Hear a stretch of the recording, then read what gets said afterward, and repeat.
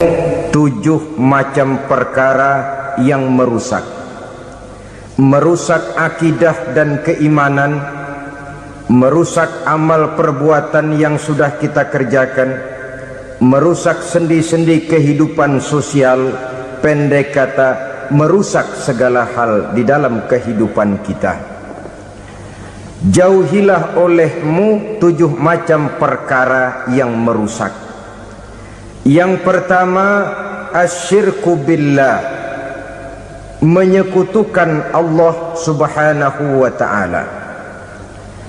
Agama dimulai dari keyakinan, maka kehancuran agama selalu dimulai dari kehancuran keyakinan, iman atau akidah yang dimiliki oleh seseorang.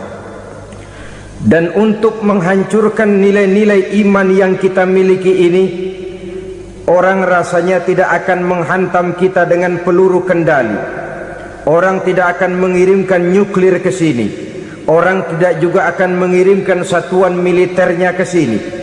Untuk menghancurkan nilai-nilai iman, dibanjiri kita dengan paham-paham yang merusak dan mendangkalkan akidah, baik ia bernama materialisme, baik ia bernama sekularisme, baik ia bernama banjirnya maksiat dan munkarat, baik ia bernama banjirnya peradaban dan kebudayaan yang menghancurkan moral daripada anak-anak kita.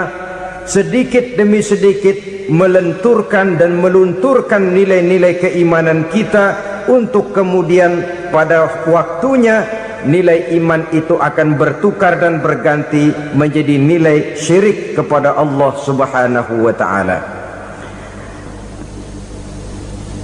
Atau pada sisi lain, menjadikan yang selain Allah sebagai tujuan akhir daripada kehidupan kita. Sedangkan kita sama-sama maklum bahwa di dalam pandangan agama Islam, dosa yang tidak berampun, dosa yang terbesar, termasuk dalam kategori bapak moyangnya dosa, tidak lain adalah syirik, yakni menyekutukan Allah subhanahu wa ta'ala. Pola penghancuran iman ini memang berstrategi. Ditawarkan kita kepada paham materialisme, paham kebendaan, di mana otak menempati urutan sebagai ranking pertama, Tuhan jatuh pada urutan kedua. Lalu menyusul kepada paham sekularisme, Allah dipisahkan dari seluruh kegiatan hidup ini, untuk pada gilirannya menjadikan yang selain Allah sebagai tujuan akhir daripada seluruh kegiatan hidup kita. Oleh karenanya, kewajiban menjaga nilai-nilai iman ini merupakan kewajiban yang mulia tetapi berat, tidak hanya untuk kita, tetapi juga bagaimana mewariskannya kepada anak-anak kita, generasi yang akan datang. Orang-orang tua bijaksana yang diceritakan di dalam Al-Quran, kalau sudah berpikir tentang anak-anaknya, pertanyaan yang paling mereka risaukan ialah, ma ta'buduna min ba'di. Anakku, kalau pada satu saat aku, ayahmu sudah tidak ada lagi di dunia ini, meninggalkan kamu semua, ma ta'buduna min ba'di, apa yang akan kamu sembah nak? Jikalau sekarang ayahmu masih mau ke masjid, masih mau melakukan rukuk dan sujud, masih beribadah menyembah Allah subhanahu wa ta'ala, kalau orang tuamu sudah tidak ada, ma ta'buduna min ba'di, masihkah engkau mau datang ke masjid? Masihkah engkau mau rukuk dan sujud? Masihkah engkau mau menyembah Allah subhanahu wa ta'ala? Pertanyaan ini yang dipikirkan oleh Nabi Yakub kepada putra-putranya. Pertanyaan ini yang diteruskan oleh Nabi Ibrahim kepada anak-anaknya. Pertanyaan ini yang diwariskan oleh generasi ulama salafus saleh kepada para generasi berikutnya. Bagaimana kita generasi sekarang? Kita orang-orang tua sekarang bukan berfikir ma ta'buduna min ba'di, malah yang kita fikirkan ma ta'kuluna min ba'di. Kalau bapak tidak ada nanti kamu makan apa nak? Perkara kamu nyembah apa urusan nomor 18. Yang penting kamu nanti hidup bisa makan, nak. Maka kita sibuk mewariskan harta kepada anak-anak kita. Kita sibuk mewariskan kebun dan tanah kepada anak-anak kita. Kita sibuk mewariskan pabrik kepada anak-anak kita, sementara kita lupa mewariskan intan yang paling mahal, mewariskan mutiara yang paling berharga, yaitu nilai iman kepada Allah Subhanahu wa ta'ala. Alangkah baiknya apabila warisan harta, warisan tanah dan kebun, warisan rumah dan pabrik didasari lebih dahulu dengan mewariskan nilai iman kepada Allah Subhanahu wa ta'ala. Sebagai orang-orang tua, kita boleh bersedih kalau anak kita tidak mengerti komputer. Kita boleh bersedih kalau anak kita tidak mengerti matematika. Kita boleh bersedih kalau anak kita tidak mengerti bahasa Inggris. Tapi sewajarnya lebih bersedihlah kita orang tua jikalau mempunyai anak yang tidak kenal Allah sebagai Tuhannya, yang kemudian tidak mau rukuk dan sujud kepada Allah Tuhannya. Itulah kemalangan yang paling malang bila kita meninggalkan generasi yang tidak bertauhid kepada Allah Subhanahu wa ta'ala. Betapapun anak kita tidak ngerti komputer, saudara, paling-paling kerugiannya cuma kerugian dunia. Masuk dia ke alam barzakh, munkar nakir tidak akan sempat tanya kau belajar komputer apa tidak. Kumpul dia di padang mahsyar, malaikat juga tidak akan tanya matematikamu nilainya berapa. Yang ditanya kau kenal Allah, kau rukuk dan sujud kepadanya, kau pernah datang ke masjid. Oleh karena itu sekali lagi, menjaga nilai iman tidak hanya untuk kita, tetapi juga mewariskannya kepada anak-anak kita, generasi yang akan datang. Sungguh kemalangan yang paling besar apabila kita meninggalkan anak-anak kita. Mereka kita tinggalkan lemah ekonominya, itu tidak baik. Mereka kita tinggalkan lemah otaknya, itu pun akan membuat mereka tertinggal oleh yang lain. Tapi yang paling celaka, jikalau kita tinggalkan mereka dalam kondisi lemah imannya, rapuh akidahnya, tidak baik dan tidak betul keyakinan hidupnya. Oleh karena itu Nabi berpesan, jauhilah 7 perkara yang merusak. Yang pertama, syirik kepada Allah Subhanahu wa ta'ala, menyekutukan Allah baik dalam ucapan, dalam keyakinan ataupun dalam perbuatan. Ini perkara pertama yang termasuk 7 perusak besar di dalam kehidupan.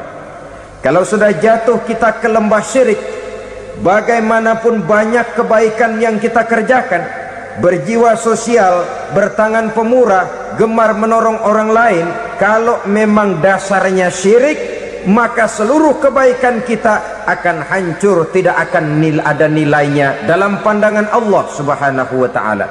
Dalam pandangan manusia mungkin kita dicatat sebagai orang sosial, gemar menolong orang lain, tidak berpangku tangan melihat orang yang mendapat kesulitan.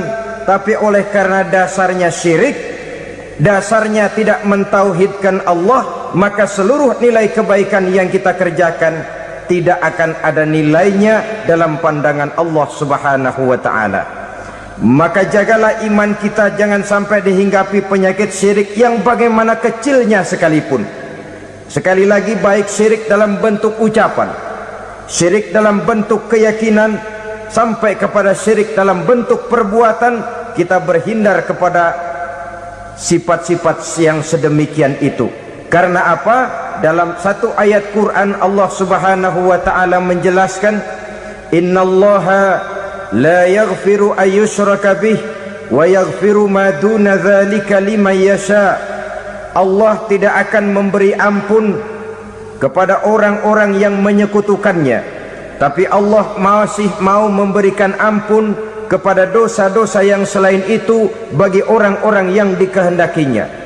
Dosa selain syirik, apabila kita bertaubat, Allah masih mau mengampuni. Tapi kalau sudah jatuh ke tempat syirik, itu sudah dosa yang tidak berampun. Taubatnya tidak lain melepas syirik, kembali kepada tauhid, berkeyakinan bahwa hanya ada Allah Subhanahu wa ta'ala, Tuhan satu-satunya yang lam yalid wa lam yulad wa lam yakul lahu kufuwan ahad. Tidak beranak, tidak pula diperanakkan, dan tidak satupun yang dapat menyerupai Tuhan Allah Subhanahu wa ta'ala. Saudara-saudara kaum muslimin rahimakumullah, bahwa kita di zaman sekarang memang tidak menyembah berhala, ya. Bahwa kita tidak berterang-terangan mengatakan Tuhan lebih dari satu, memang. Bahwa kita tidak berkeyakinan Tuhan itu punya anak atau diperanakkan, tentu. Tapi dalam perbuatan dan i'tiqad kita kadang-kadang jatuh tanpa kita sadari ke tempat yang bernama syirik ini. Oleh karenanya, di zaman di mana teknologi makin canggih, di mana kemajuan pembangunan makin menjangkau berbagai aspek kehidupan, diperlukan keseimbangan antara kemajuan fisik material dengan kemajuan mental spiritual. Apabila tidak ada keseimbangan, yang terwujud tentulah kepincangan, yang diawali dengan pincangnya cara kita berpikir, sehingga pada akhirnya akan mengarah kepada pincangnya cara kita berbuat dan bertindak di dalam kehidupan kita. Oleh karena itu Nabi berpesan, jauhilah sifat syirik, karena syirik merupakan dosa yang teramat besar. Ini sifat merusak yang pertama. Yang kedua, kata Nabi, wasihra, jauhilah sihir. Sihir ini juga termasuk perkara yang merusak kehidupan. Kita semua sama-sama maklum bahwa sihir sebenarnya bukan persoalan baru. Sejak sebelum datang Islam, sihir itu sudah ada. Di zaman Yunani kuno sihir ada, di zaman Mesir kuno, di zaman Cina kuno, dan yang lain-lain yang serba kuno, sihir itu sudah ada. Bahkan para nabi pun, para rasul yang diutus oleh Allah Subhanahu wa ta'ala, senantiasa berhadapan dengan ahli-ahli sihir untuk menguji kebenaran dari misi yang mereka bawa. Sihir adalah perbuatan di luar kebiasaan yang bisa dikerjakan oleh ahlinya dengan bantuan jin atau setan. Hukum mempelajari sihir adalah haram, mengamalkannya lebih haram lagi. Sebab itu saudara-saudara, sihir merupakan perbuatan merusak yang harus kita jauhi. Ciri-ciri daripada perbuatan sihir, pertama, ia mengandung tipuan, bayangan khayal. Di zaman Nabi Musa misalnya, orang melihat tambang-tambang itu seperti ular.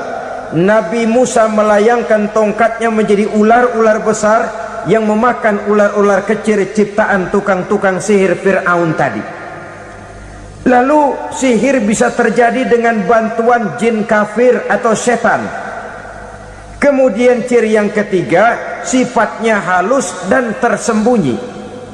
Taruh kata ada seorang ahli sihir yang mempergunakan ayat-ayat Quran sebagai jompa-jampe, sebagai baca-bacaan, itu cuma sekedar kedok. Tujuannya tidak lain menjadikan agama sebagai ketok untuk membenarkan cara yang dimurkai oleh Allah Subhanahu wa ta'ala. Satu hadis yang diriwayatkan oleh Imam Bazar dan Tabrani, Nabi berpesan, laisa minna man tatayyara lahu au takahhana au tukuhhina lahu au sahira lahu. Tidak termasuk ke dalam golonganku, kata Nabi, tidak termasuk umatku. Siapa mereka? Man tatayyara lahu, orang yang bertatoyur. Apa tatoyur itu? Dari kalimat toyaro, artinya terbang. Toir biasa diartikan dengan burung. Tatoyaro percaya kepada suara-suara burung. Man tatoyaro lahu, mempercayai, meyakini dengan benar-benar kepada suara beburungan. Kan suka ada itu, nah bunyi burung tuh, maling liwat. Maling liwat. burung bunyi maling liwat. Itu termasuk tatoyaro lahu, percaya kepada suara burung. Kan aneh kalau suara orang nggak dipercaya, suara burung malah dipercaya. Ada ustadz ceramah, kiai ngaji, nggak mau didengerin, burung dengerin bener. Nah, suaranya dari sebelah mana? Belah kulon. Nah, itu tandanya ano. Habis dihitung-hitung. Itu termasuk tatoyaro lahu. Au takahana, atau bertenung, au tukuhina, atau minta ditenungkan, au sahiro lahu, atau melakukan perbuatan sihir, atau minta disihirkan. Laisa minna, tidak termasuk ke dalam golonganku, kata Nabi. Sehingga dengan demikian saudara-saudara, menghadapi sihir dengan sihir sekalipun termasuk perbuatan yang tidak diajarkan oleh agama. Kita kan mempelajari sihir untuk jaga diri, tidak apa-apa. Yang dilarang mengamalkannya, dilarang juga mempelajarinya. Sebab orang kalau sudah mengetahui, biasanya lalu terangsang untuk mencoba. Kalau percobaannya berhasil, biasanya terangsang untuk coba lagi dan coba lagi. Pada akhirnya ketagihan, lalu beralih menjadi profesi, apalagi itu nanti bisa mendatangkan hasil uang.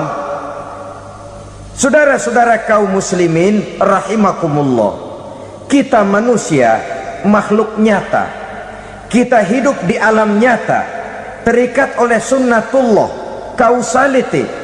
Oleh karenanya bagi kita keyakinan yang penuh, keikhlasan di dalam bertuhankan Allah, penyerahan diri sepenuhnya hanya kepadanya, itu sudah merupakan obat penangkal yang sangat ampuh agar kita tidak terkena penyakit-penyakit yang dibuat oleh setan dan para pembantunya. Sehingga beberapa ayat Quran mengajarkan, misalnya a'udzu bikalimatillahi tammati min syarri ma khalaq, atau bismillazi la yadurru ma'asmihi syai'un fil ardi wala fis sama, dengan menyebut nama Allah yang tidak bisa mendatangkan bahaya sedikit pun, dari baik yang datang dari langit maupun yang datang dari bumi. Jiwa yang kosong dari keyakinan yang penuh kepada Allah, jiwa yang penuh was-was dan ragu-ragu, itu yang mudah terserang oleh penyakit-penyakit yang dikerjakan oleh para tukang-tukang sihir, yaitu oleh setan dan seluruh para pembantunya.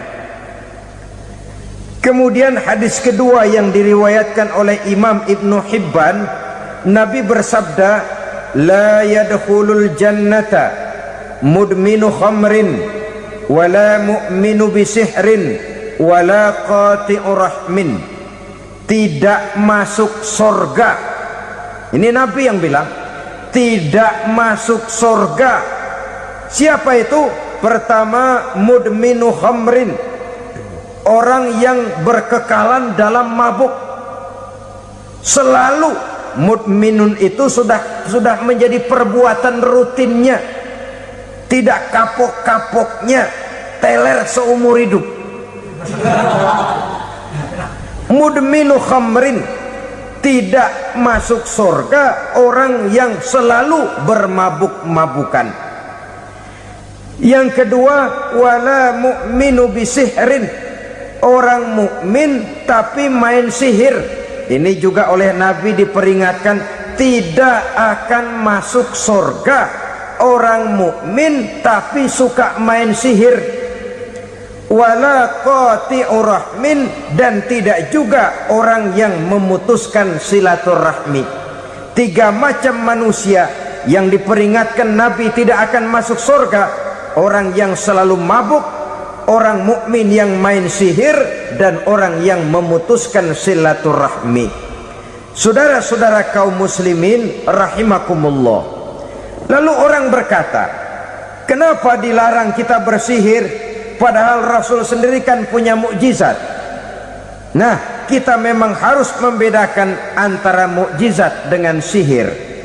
Dalam kehidupan agama kita kenal ada yang namanya mukjizat, Ada yang namanya karomah atau keramat biasa diucapkan, ada yang namanya maunah, ada yang namanya irhas, ada juga yang namanya sihir.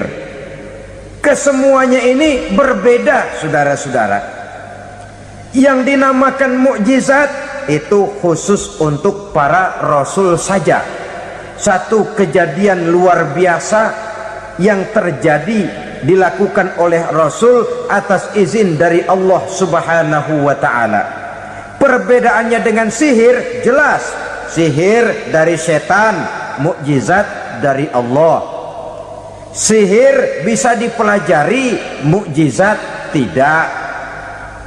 Sihir umumnya untuk maksud-maksud yang tidak baik, sedangkan mukjizat untuk memperkuat kebenaran yang disampaikan oleh para rasul dan ditentang oleh umatnya. Bahkan kafir Quraisy dahulu menganggap orang-orang ahli sihir itu berada dalam satu posisi yang hina, sehingga mereka mengatakan Nabi Muhammad dan menuduh Nabi Muhammad sebagai tukang sihir. Tuduhan sebagai tukang sihir adalah tuduhan yang sangat aib dan hina. Di tengah masyarakat kufar jahiliyah, kedudukan tukang sihir dipandang sebagai kedudukan yang hina, sehingga mereka mengejek Nabi dengan sebutan tukang sihir. Jadi mukjizat hanya untuk Rasul saja. Kemudian karomah. Karomah ini asal kata dari karoma, kehormatan, kemuliaan yang diberikan Allah kepada hamba-hambanya yang rajin mendekatkan diri kepadanya.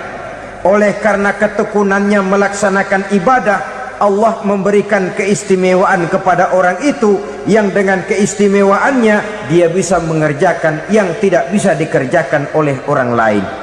Karomah hanya bisa dicapai dengan prestasi ibadah.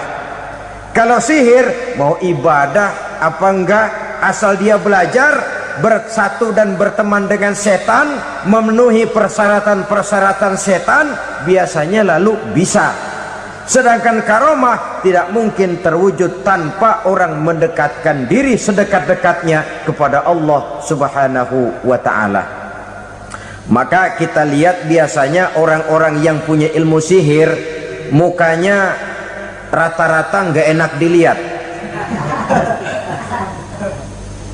Kumuh, jauh dari air wudhu, jauh dari sujud kepada Allah, malah berteman dengan setan, menjadi pelayan-pelayannya setan. Saudara-saudara, adapun maunah, keistimewaan yang diberikan Allah kepada hamba-hambanya yang belum sampai kepada tingkat wali, tapi orang itu lebih banyak kebaikannya daripada kesalahannya. Umpamanya, saudara jalan bertiga di pinggir jalan, saudara ada pada posisi di tengah, lalu bertiga ini ketabrak mobil. Menurut perhitungan saudara mati lebih dahulu, tapi terjadi hal yang aneh, dua teman saudara mati, saudara malah cuma luka dan lecet sedikit saja. Apa itu? Kalau kita lebih banyak kebaikannya daripada kesalahannya, itu yang dinamakan maunah, pertolongan yang diberikan Allah kepada hamba-hambanya yang lebih banyak kebaikannya daripada kesalahannya. Sedangkan yang dinamakan irhas, kejadian luar biasa pada diri seseorang pada waktu dia masih kecil, yang menunjukkan tanda-tanda keistimewaannya. Itu umumnya pada para nabi pada usia kecilnya sudah ada irhas, tanda-tanda istimewa. Jelas baik mukjizat, karomah, maunah maupun irhas berbeda dengan sihir. Sihir ini jelas saja merupakan bantuan dan persekutuan antara manusia dengan setan. Padahal setan, kata Allah dalam Al-Quran, innahu lakum aduwwum mubin, sesungguhnya setan bagi kamu adalah musuh yang sangat jelas. Saudara-saudara kaum muslimin rahimakumullah, di zaman sekarang dalam menghadapi beban kehidupan yang makin pelik, menghadapi stres yang tidak kunjung selesai, menghadapi persoalan-persoalan yang teramat berat, orang sering mencari jalan keluar kepada hal-hal yang menurut pendapatnya bisa meringankan beban moralnya itu. Pergilah dia mencari sesuatu yang dapat meringankan bebannya.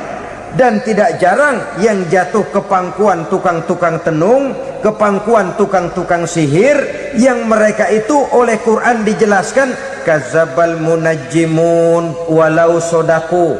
Tukang-tukang tenung, tukang-tukang sihir, mereka itu bohong walaupun benar. Maksudnya bohong walaupun benar artinya kalau yang mereka kerjakan benar, itu sih kebenaran. Benar dengan kebenaran itu lain. Kebenaran, kebetulan bisa, tapi tidak untuk selalu. Apalagi kalau itu sudah membahayakan kehidupan orang lain. Jadi oleh karena itu Nabi berpesan, jauhilah daripada sihir. Kalau sudah jauhilah dari sihir artinya ya jauhilah daripada mempelajarinya, jauhilah daripada bergaul dengan orang-orang yang ahli di bidang itu, karena dari pergaulan segalanya bisa menular.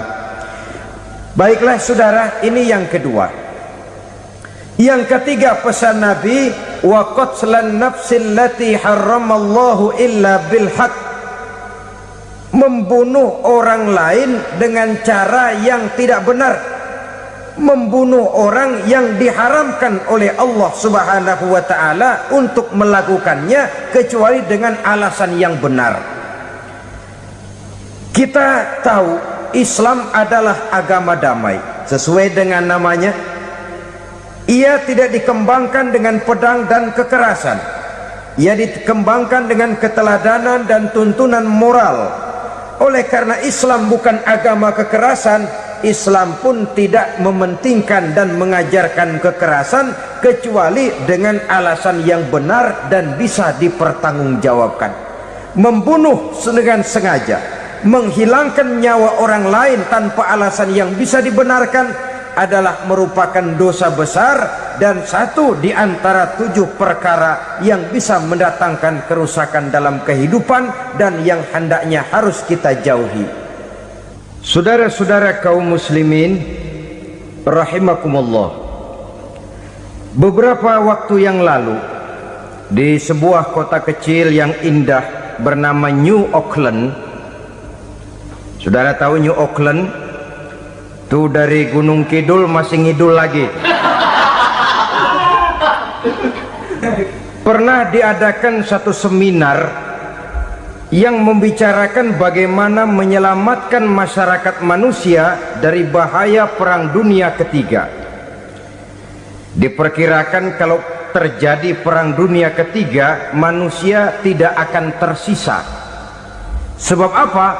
Pada waktu itu cadangan nuklir yang dimiliki oleh bersama Amerika dan Rusia konon sudah sanggup memusnahkan 6 miliar manusia pada saat jumlah manusia baru 5 miliar. Jadi kelebihan nuklir dunia ini. Kalau terjadi Perang Dunia Ketiga, sulit manusia untuk tersisa. Maka dibahaslah di dalam seminar itu, wah, supaya tidak terjadi Perang Dunia Ketiga, maka perlombaan membuat senjata-senjata canggih, alat-alat pembunuh modern harus segera dibatasi. Dibahas, tidak mungkin kita membatasi perlombaan membuat senjata. Kenapa? Makin maju ilmu dan teknologi, makin canggih senjata yang ditemukan.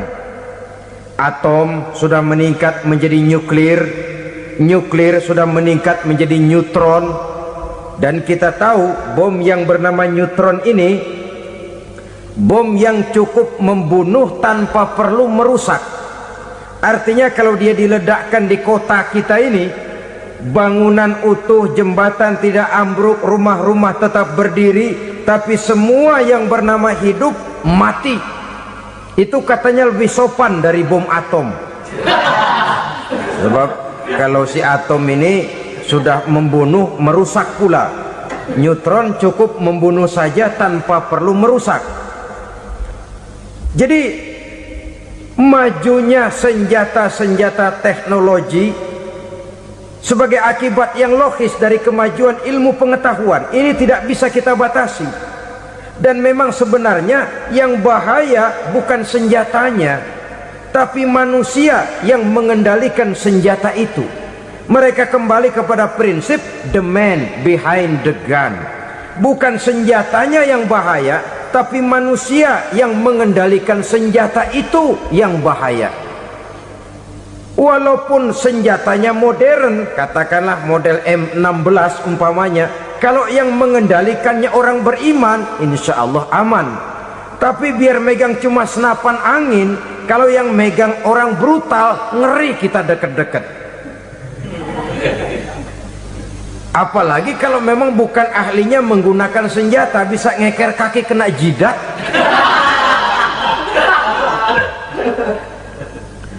Mereka kembali kepada prinsip lama yang tetap baru. Bukan senjatanya yang harus dibatasi, manusia yang mengendalikan senjata itu yang perlu dibicarakan. Nah, kalau begitu, agar manusia tidak mempergunakan senjata sewenang-wenang, apa yang harus kita lakukan? Ya, manusianya harus bermoral. Ya, tapi moral yang mana? Di dunia ini banyak ajaran tentang moral. Itu pun mudah saja. Di sini kan kita undang saja ahli dari berbagai agama untuk membicarakan konsep perdamaian menurut agamanya masing-masing. Baik, setuju itu? Setuju. Maka tampillah para ahli agama, mereka kembali kepada prinsip moral daripada konsep yang terkandung di dalam ajaran agama untuk menegakkan perdamaian.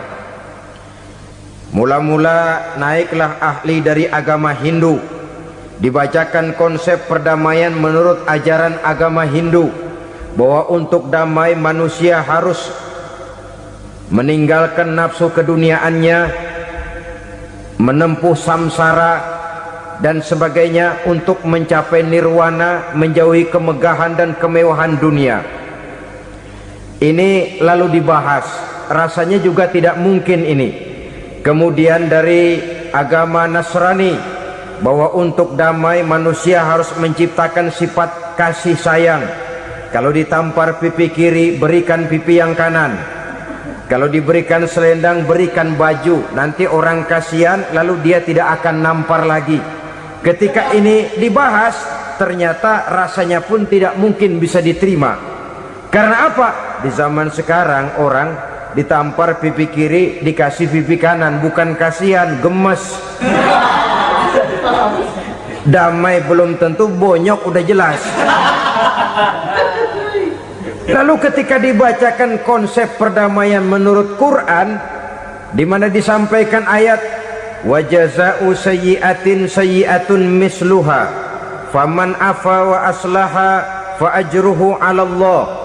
Balasan terhadap satu kejahatan adalah kejahatan yang seimbang, tetapi barang siapa yang memberi maaf dan mencari jalan damai, itulah yang terbaik dan akan mendapat pahala dari Allah Subhanahu wa ta'ala.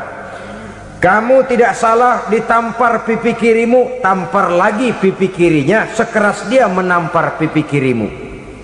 Nanti orang tidak mau menampar kita karena dia tahu kalau dia tampar kita, dia akan menderita tamparan sekeras dia menampar kita. Akan terjadilah prinsip saling hormat menghormati, tidak saling ganggu, tidak saling usil, tidak saling jahil. Atas dasar ini perdamaian bisa ditegakkan. Mereka bisa menerima konsep ini, tapi kemudian seminar ditutup tanpa satu keputusan resmi. Kenapa? Terus terang mereka kagum dengan konsep Islam, tapi sentimen lama terhadap nilai-nilai Islam telah menutup mata mereka untuk menerima kebenaran dari ajaran Al-Quranul Karim. Saudara-saudara kaum muslimin rahimakumullah, kembali kita kepada persoalan pokok. Roh adalah dari Allah, dia akan kembali kepada Allah, milik mutlak dari Allah. Tidak pantas kita merampasnya dari orang lain. Tidak wajar kita menghilangkannya tanpa alasan yang dibenarkan oleh agama.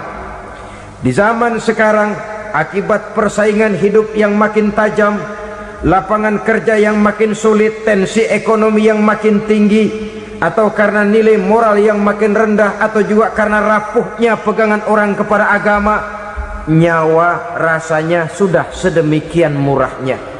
Berbagai kasus membuat berdiri bulu roma kita. Ada mayit, ada manusia dipotong 6, dicincang macam kambing. Ada yang dipotong 5, ada yang dipotong 13, dikardusin, dibuang ke tempat sampah. Inna lillahi wa inna ilaihi raji'un. Gejala apa ini? Kanibalisme. Manusia sudah demikian sadisnya, manusia sudah sedemikian buasnya, sehingga sesama manusia diperlakukan seperti hewan. Padahal hewan sendiri belum pernah macan makan macan, bagaimanapun buasnya macan. Belum pernah serigala memakan serigala, bagaimanapun brutalnya serigala. Tetapi manusia makan manusia di zaman sekarang kadang jadi kenyataan dalam kehidupan kita. Kadang persoalannya remeh saja, soal uang 200 perak, pisau bicara, nyawa melayang. Soal rokok sebatang, celurit bicara, nyawa melayang. Soal-soal yang sama sekali tidak prinsip, begitu mudah kita menghilangkan nyawa orang lain. Padahal Nabi pernah memperingatkan, apabila dua orang muslim sudah berkelahi dan berbunuh-bunuhan, al-qatil wal maktul finnar, yang membunuh dan yang terbunuh dua-duanya neraka. Sahabat heran, ya Rasul, kalau yang terbunuh, kalau yang membunuh masuk neraka itu sih wajar, tapi yang terbunuh kenapa neraka juga? Beliau menjawab, dua-duanya sudah punya niat untuk saling membunuh. Niatnya itu yang diponten. Yang terbunuh cuman lagi apos aja, keduluan dia. Umpama tidak terbunuh, pasti dia yang akan membunuh. Oleh karenanya al-qatil wal maktul, yang membunuh dan yang dibunuh finnar, dua-duanya masuk ke dalam neraka. Islam menghormati kehidupan, tidak hanya terbatas kepada sesama muslim, orang-orang yang berlainan agama pun yang mau hidup berukun, damai, berdampingan dengan umat Islam, jiwa mereka, darah mereka dilindungi oleh nilai-nilai Islam yang disebut dengan kafir zimmi ini. Mengganggu mereka sama saja dengan mengganggu aku, kata Nabi. Jadi oleh karena itu, sayangilah sesama. Kehidupan adalah anugerah Allah, bukan wewenang kita untuk mencabutnya dari orang lain, bukan wewenang kita untuk merampas dan menghilangkannya dari orang lain. Apa yang tidak enak terjadi pada diri kita, begitu pula lah apabila terjadi pada diri orang lain. Sehingga Nabi mengatakan, la yu'minu ahadukum hatta yuhibba li akhihi ma yuhibbu li nafsihi. Belum dikatakan beriman seseorang kamu apabila dia belum mencintai saudaranya seperti ia mencintai dirinya sendiri.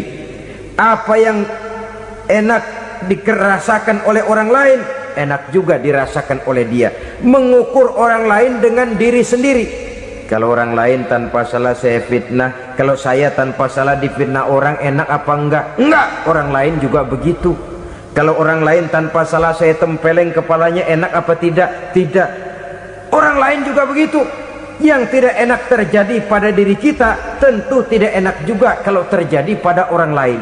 Mengukur orang lain dengan diri sendiri, sehingga tidak timbul sifat egois, tidak menari di atas bangkai orang lain, tidak mendirikan kebahagiaan di atas untayan air mata orang lain.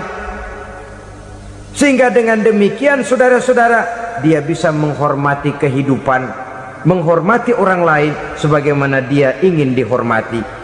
Inilah perbuatan ketiga yang merusak, membunuh orang lain dengan yang diharamkan Allah tanpa alasan yang benar. Yang ketiga. Kemudian yang keempat, perbuatan merusak, wa aklar riba, makan riba. Hidup adalah tolong menolong.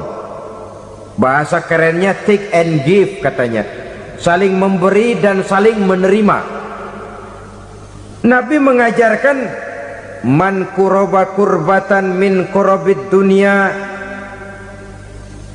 karaballahu lahu kurbatan min kurabi yaumal qiyamah wallahu fi aunil abdi madamal abdu fi auni akhihi. Siapa yang meringankan beban dari beban-beban yang dirita seseorang di dalam kehidupan dunia, Allah akan meringankan bebannya daripada beban-beban yang harus dipikulnya di hari kiamat nanti. Wallahu fi aunil abdi madamal abdu fi auni akhihi. Allah senantiasa akan menolong seorang hamba selama hamba itu masih mau menolong saudaranya. Allah selalu akan menolong seorang hamba selama hamba itu masih mau menolong saudaranya. Apabila kita sudah berpangku tangan terhadap kesulitan orang lain, biasanya pun pada saat kita mendapat kesulitan, kita akan sulit juga memperoleh pertolongan. Nah, riba alias renten, kedoknya adalah menolong orang, tapi sama juga bulu buntutnya dilepas, palanya dicekek. Menolong orang pada akhirnya menjadi beban bagi seseorang, dan memang mencari orang-orang yang berada dalam posisi kesulitan. Biasanya di daerah-daerah di mana musim paceklik, jadi lapangan kerja sulit, sedangkan urusan perut tidak bisa ditunda. Akhirnya orang terjebak ke dalam rentenir, ke dalam riba, ke dalam renten. Bunga berbunga, sehingga satu saat jumlah bunganya bisa lebih besar dari jumlah pinjaman pokoknya. Kemudian kalau juga ternyata tidak bisa dibayar, rumah jadi taruhan. Memang rumah satu-satunya, begitu rumah ditarik mulain camping. Bukankah pada akhirnya akan mewariskan kesengsaraan? Oleh karena itu, kepada kita berusahalah jangan berhubungan dengan rentenir, jangan makan renten dan riba. Kepada mereka yang melaksanakan riba, walaupun mendatangkan keuntungan materi, tapi percayalah, harta yang didapat dengan jalan riba tidak akan membawa keberkahan. Manakala tidak membawa keberkahan, dia tidak akan mendatangkan ketenangan di dalam kehidupan kita. Oleh karenanya, memakan harta riba termasuk perbuatan yang merusak sendi-sendi kehidupan sosial, merusak kehidupan orang lain, merusak kehidupan masyarakat, tetangga, pergaulan, dan sebagainya. Yang kelima, wa akla malil yatim, memakan harta anak yatim dengan cara yang zalim. Nih, memang lezat. Anak yatim itu nggak tahu urusan apa-apa. Kita diamanahkan untuk mengurusinya. Kadang-kadang dibentuklah panitia penyantunan yatim piatu. Yatimnya mah tetap kelaparan, panitianya yang pada gendut.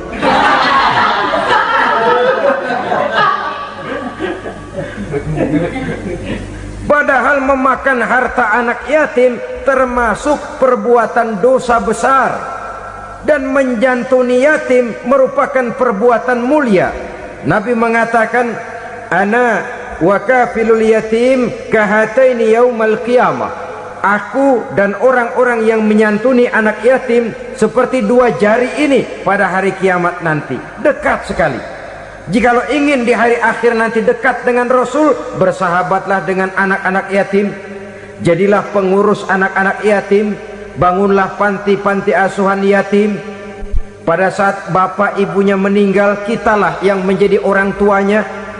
Bahkan sedemikian besar perhatian Islam terhadap anak-anak yatim ini, sehingga Quran memberikan peringatan, ara'aital ladzi yukadzibu biddin fadzalikal ladzi yad'ul yatim wa la yahuddu ala ta'amil miskin.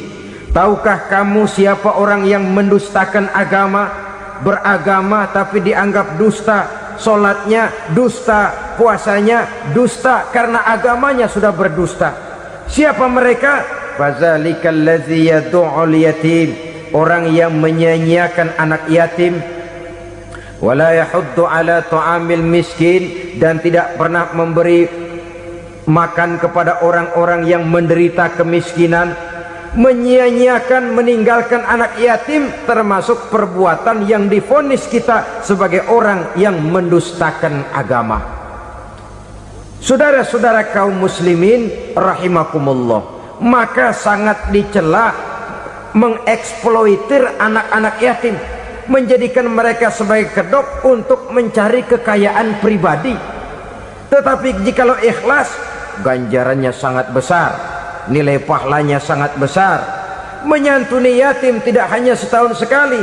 Kalau Muharram pakai istilah lebaran yatim, dibentuklah panitia, diberilah beras, uang 45.000 rupiah, alhamdulillah. Tapi jangan lupa, si yatim tidak hidup cuma satu hari. Dia tidak hidup cuma di bulan Muharram saja, dia hidup 12 bulan dalam setahun.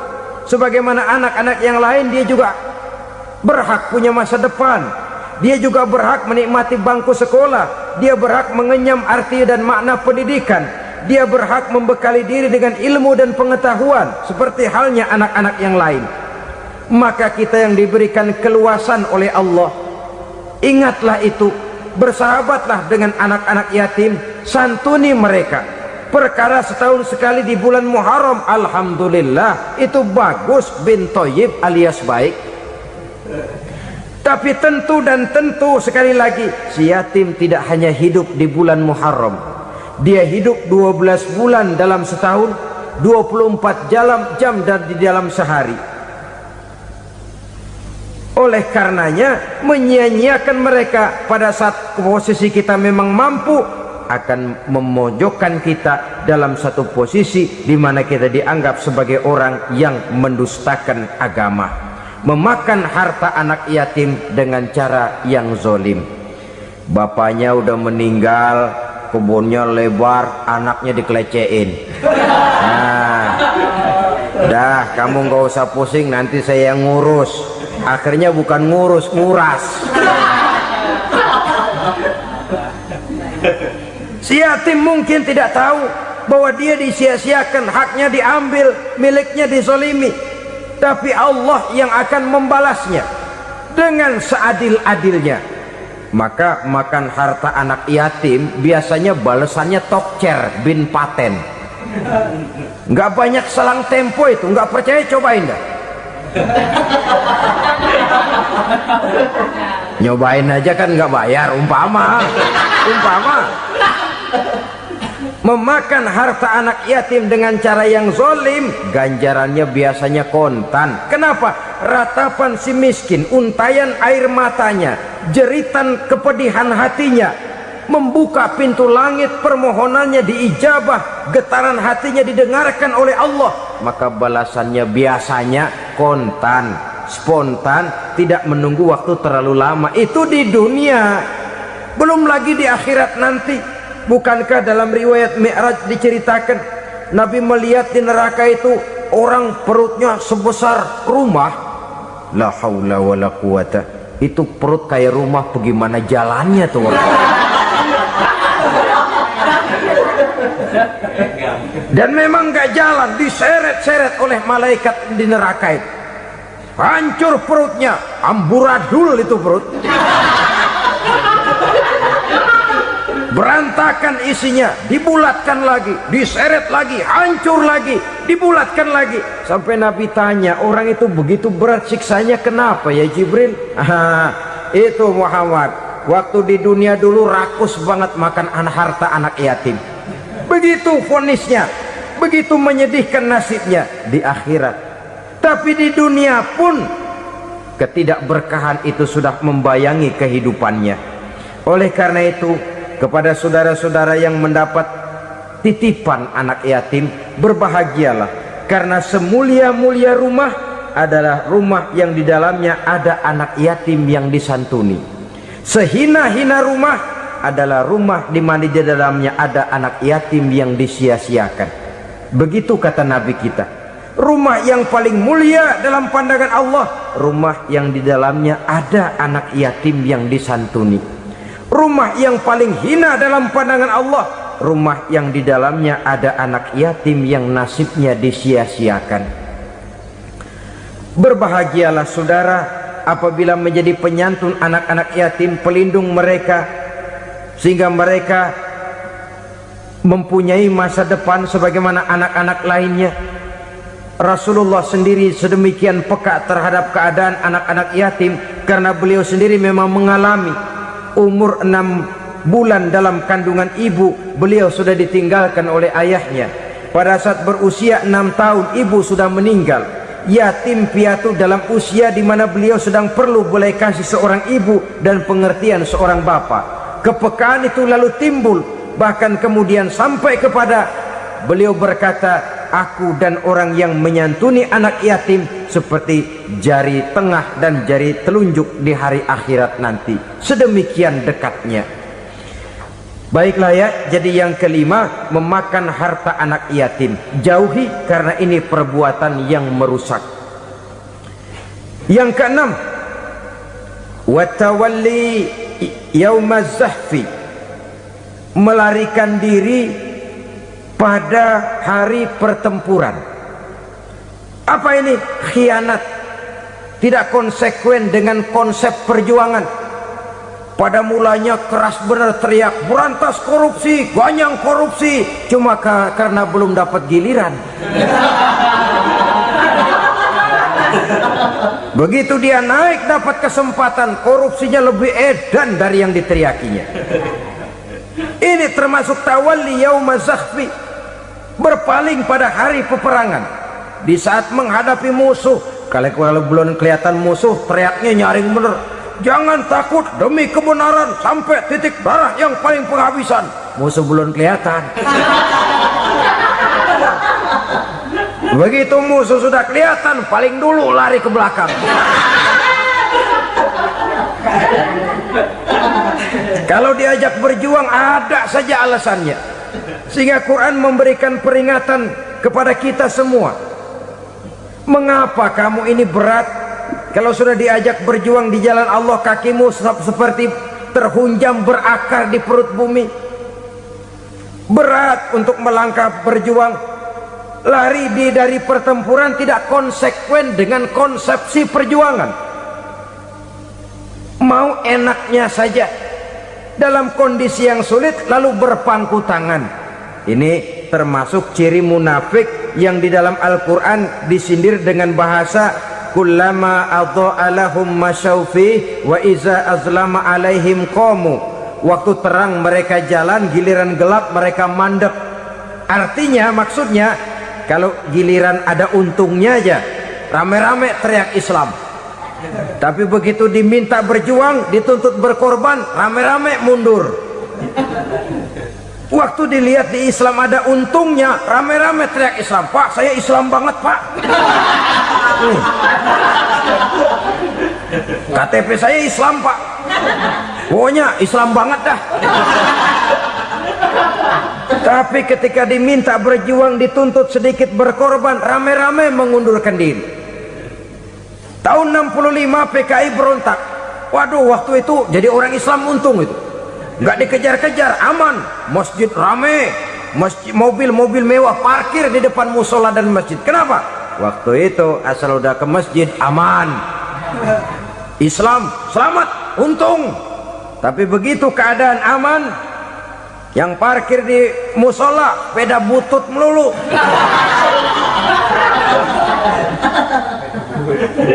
Waktu terang mereka jalan, waktu gelap mereka berhenti. Dikala di Islam ada untungnya, baru wah Islam bagus, Islam hebat. Tapi waktu dilihat ada kerugian, jangan bawa-bawa Islam dah. Jangan bicara soal Islam, ini kan bukan soal agama. Bukan soal agama. La haula wala quwata illa billah. Beragama kita ambil talfik fiddin, mengambil yang enteng-enteng saja dalam urusan beragama ini. Tidak konsekuen kita dengan Islam kita. Seolah kita mau memilih mana yang terasa cocok sama selera kita, kita teriak Islam. Beratan aja dikit, rame-rame berpaling. Itu termasuk tawalli yaumaz zahfi. Para pengkhianat, mental-mental hipokrit yang tidak mau konsekuen menghadapi segala bahaya. Itu termasuk perbuatan yang merusak. Kenapa? Kalau cuma dia saja yang lari, mungkin tidak jadi soal. Tapi larinya ini akan mempengaruhi orang lain. Nah, pengaruhnya itu yang dicegah. Sebab kalau satu sudah mulai lari, yang lain mulai ngelirik. Ketika yang dilirik kemudian tidak ada reaksi, dia akan ikut lari. Artinya apa? Seorang muslim harus konsekuen dengan konsep perjuangannya, dengan keyakinan keagamaannya, dan tidak memilih yang enak-enak saja di dalam kehidupan beragama. Lari dari pertempuran, bermental khianat, mengkhianati agama, merupakan satu di antara sifat yang merusak. Terakhir saudara, wa qazfal muhsanatil ghafilatil mu'minat, menuduh perempuan baik-baik yang tidak tahu menahu tentang tuduhan yang dituduhkan kepadanya, menuduh perempuan mukmin yang baik-baik yang tidak tahu menahu tentang tuduhan yang dilakukan kepadanya. Fitnah lebih bahaya daripada pembunuhan. Orang yang tidak salah bisa hancur namanya, orang yang berniat baik bisa ambruk perjuangannya oleh karena fitnah. Sehingga dikatakan al-fitnatu asyaddu minal qatli, fitnah lebih bahaya daripada pembunuhan. Maka memfitnah ini termasuk satu dosa di antara 7 hal merusak yang harus kita jauhi semampu kita, semampu-mampunya. Mengupayakan sebisa-bisanya jangan sampai terjebak ke dalam hal yang demikian. Nah saudara-saudara, inilah saja pertemuan kali ini. Mudah-mudahan ada manfaatnya. Semoga Allah memberikan kekuatan zahir dan batin kepada kita untuk bisa menjauhi 7 perkara yang merusak ini. Selalu berusaha menyimpan sesuatu yang bisa membawa manfaat, baik untuk dirinya, untuk anak cucunya, maupun untuk keluarganya, untuk masa kini dan masa depannya. Kadang simpanan itu berbentuk uang, kadang berupa tanah, lain saat berbentuk pabrik, dan lain sebagainya. Sementara masa depan yang paling pasti adalah akhirat. Jika untuk masa depan dunia kita rela memeras keringat, membanting tulang, pergi pagi dan pulang petang, menyimpan uang, menyimpan tanah, menyimpan pabrik, pernahkah kita merenung jika satu saat kiamat datang, kita dibangkitkan dari kubur masing-masing, berdiri di padang mahsyar untuk mempertanggungjawabkan seluruh kegiatan hidup kita di dunia ini, lalu kita akan menuju ke alam akhirat. Sudahkah kita mempunyai simpanan untuk akhirat kita? Pada pertemuan kali ini saya ingin menyampaikan sebuah hadis di mana Rasulullah sallallahu alaihi wasallam bersabda, arba'un min kanzil jannah, simpanan sorga ada 4 macam. Yang pertama, ikhfa'us sadaqah, menyembunyikan sedekah. Saudara-saudara kaum muslimin, sebagaimana yang kita maklum bahwa Allah Subhanahu wa taala melebihkan sebagian rezeki dari kita terhadap yang lain. Ada yang kaya, ada yang setengah kaya, ada yang miskin, ada yang setengah miskin, dan selanjutnya. Ada yang gajinya kecil tapi penghasilannya gede. Ada yang penghasilannya gede tapi nggak punya gaji. Ada juga yang memang gajinya gede dan penghasilannya gede. Kelebihan rezeki merupakan sunnatullah dan tidak harus membuat kita merasa lebih dari yang lain. Bahkan sebaliknya, kelebihan itu harus membuat kita ringan tangan untuk menolong mereka yang memang memerlukan pertolongan. Kalau saudara diberikan ilmu, maka pertanyaan akhirat cuma satu: ilmumu kau amalkan untuk apa? Kalau saudara diberikan umur yang panjang, pengadilan akhirat juga bertanya satu: umurmu kau habiskan di mana? Tapi kalau saudara diberikan harta, pengadilan akhirat akan bertanya 2: hartamu kau dapat dari mana, kau belanjakan kemana. Dari mananya ditanya, dan kemananya juga ditanya. Oleh karena kita akan dimintakan pertanggungan jawab, maka amanah yang bernama harta ini harus kita gunakan dengan sebaik-baiknya. Ada penggunaan yang merupakan kewajiban, itu zakat namanya. Ada penggunaan yang sewaktu-waktu, itu infak namanya. Ada yang lebih sewaktu-waktu lagi, dan itu sedekah namanya. Zakat dia terikat oleh haul dan nisab, oleh putaran batas waktu dan ukuran dari harta itu sendiri. Sedangkan infak terikat oleh situasi dan kondisi perekonomian seseorang. Sedangkan sedekah tidak terikat dengan apapun. Dalam kondisi seperti apapun kita bisa melakukan sedekah dengan yang terkecil sekalipun. Sampai-sampai Rasulullah sallallahu alaihi wasallam mengajarkan, la tahqiranna minal ma'rufi syai'an walau an talqa akhaka biwajhin talik. Atau ada hadis, tabassumuka fi wajhi akhika laka shadaqah. Senyumanmu kepada temanmu adalah sedekah. Jadi untuk melakukan sedekah tidak harus dalam berbentuk uang. Dengan ilmu kita bisa sedekah, dengan tenaga kita bisa bersedekah, dengan pikiran kita bisa bersedekah, bahkan senyum kepada teman itu pun sedekah. Jadi kalau sedekah dengan uang memang belum punya uang, nyengir aja banyakin. Itu asal pada tempatnya, jangan lalu ketemu tiang listrik cengengesan. Tentu tidak pada tempatnya dan tidak wajar. Nah, sedekah yang paling dicintai Allah adalah sedekah yang disembunyikan. Artinya jauh dari sifat riya. Kan kadang-kadang ada orang sedekah itu disebutkan namanya. Apa tidak bagus? Kalau memang niatnya ikhlas, ya bagus-bagus saja. Untuk memberikan sugesti kepada yang lain. Di Fulan bin Fulan nyumbang sekian, diumumkan. Boleh kalau niatnya untuk memberikan rangsangan kepada yang lain supaya dia menyumbang lebih besar dari orang tadi.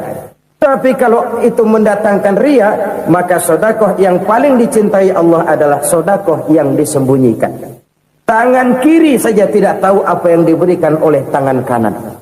Sedekah yang dilakukan dengan ikhlas akan merupakan perbendaharaan surga, tersembunyi dari pandangan orang lain, tidak seorang pun tahu. Karena memang sikap yang baik adalah melupakan kebaikan dan mengingat kesalahan. Itu salah satu ciri orang bahagia. Orang yang selalu mengingat kesalahannya dan berusaha melupakan segala kebaikannya. Kalau dia akan berada kebaikan, dia tidak bisa ikut, dia merasa rugi karena dia merasa belum pernah berbuat baik. Tapi kalau akan melakukan kesalahan baru, dia ingat kesalahan yang sudah-sudah, sehingga terhalang baginya untuk melakukan satu kesalahan baru. Demikianlah saudara-saudara, bahwa Allah melebihkan rizki sebagian kita dari yang lain, agar terjadi tolong-menolong dalam kehidupan ini. Jadi kesenjangan yang nature, kesenjangan yang alami, itu sunnatullah. Ada yang kaya, ada yang miskin, ada yang kelas menengah. Nah, kenapa lalu sekarang kita berusaha mengentaskan kemiskinan? Oleh karena adanya kesenjangan struktural. Kalau yang kaya bisa semakin kaya, kenapa yang miskin tidak bisa naik jadi ikut sedikit kaya? Sebab pada dasarnya Islam adalah agama yang sejak turunnya sudah berupaya memerangi kemiskinan. Bahkan dikatakan kemiskinan itu mendekatkan kepada kekufuran. Orang kalau miskin udah dekat banget sama kafir. Gampang menjadi kafir. Berapa banyak saudara-saudara kita yang oleh karena soal perut, oleh karena soal materi, terpaksa meninggalkan dan menanggalkan akidahnya.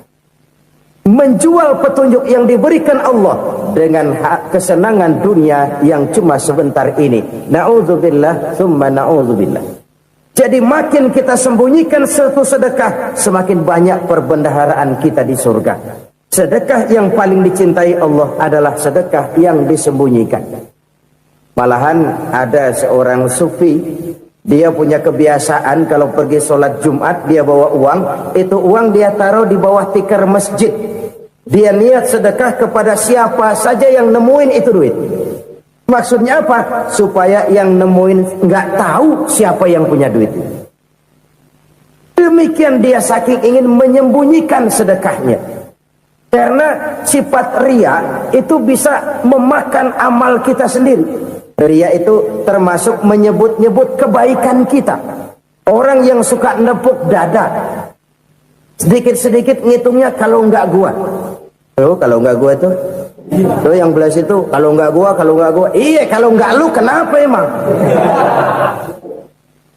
Orang yang suka menepuk jasad, biasanya memang begitu, saudara-saudara. Kalau perang lagi berkecamuk, orang nggak sempat ngaku jadi pahlawan. Tapi begitu perang selesai, yang kagak kenal bedil ngaku pahlawan, mas. Itu sesuatu yang biasa. Oleh karenanya, orang-orang yang ikhlas dalam bersedekah, disembunyikannya sedekah itu, Allah cinta betul. Malahan ada hadis memberikan jaminan, inna sadaqatal mar'il muslimi tazidu fil umri wa tadfa'u mitatas su'i. Sesungguhnya sedekahnya seorang mukmin tazidu fil umri, bisa menambah umur panjang. Wa tadfa'u mitatas su'i, dan menyelamatkan manusia dari mati secara su'ul khatimah. Jadi siapa yang kepengen panjang umur, banyaklah sedekah. Yang bosan hidup, pelit terus. Sedekah menambah panjang umur dan menyelamatkan manusia dari mati secara su'ul khatimah. Pak, katanya umur itu nggak bisa ditambah, nggak bisa dikurangin. Kapan? Kalau ajal sudah datang. Wa idza jaa ajaluhum la yastakhiruna sa'atan wa la yastakdimun. Kalau ajal datang tidak bisa dimajukan, tidak bisa dimundurkan. Itu kalau ajal sudah datang. Tidak bisa lagi umur ditambah dikurangi, sudah datang. Tapi kalau belum datang, itu kan haknya Allah. Mau ditambah, mau dikurangi, hak prerogatif Allah. Sebagai pencipta manusia, Allah maha kuasa dan maha mampu. Sedekah ini menambah panjang umur dan menyelamatkan manusia dari mati secara su'ul khatimah. Orang mati kan sama ya, kondisinya mati, nggak nafas. Tapi hakikat mati kan lain-lain.